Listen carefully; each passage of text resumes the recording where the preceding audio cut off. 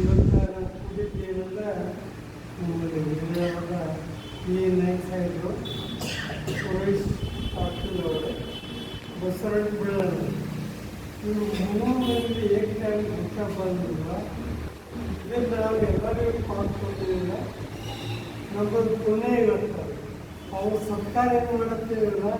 ಇದತ್ತು ಪುಣ್ಯ ನಮಗೆ ಯಾಕೆಂದರೆ ಅಂಥ ಒಳ್ಳೆಯ ವ್ಯಕ್ತಿತ್ವ ಜನರನ್ನು ನಾವು ಇವತ್ತು ಸರ್ಕಾರ ಕೊಡೋದು ವಯಸ್ಸು ಬಂದು ಆಗಿದೆ.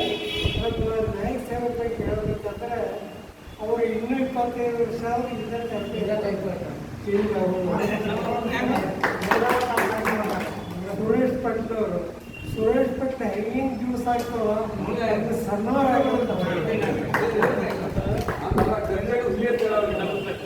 ಬಸವರಾಜ್ ಬೆಳೆಯಲ್ಲ ಇವರು ತೊಟ್ಟೆಯಲ್ಲಿ ಪಾಲ್ಸ್ಕೊಂತ ಬೆಳೆಯೋದು.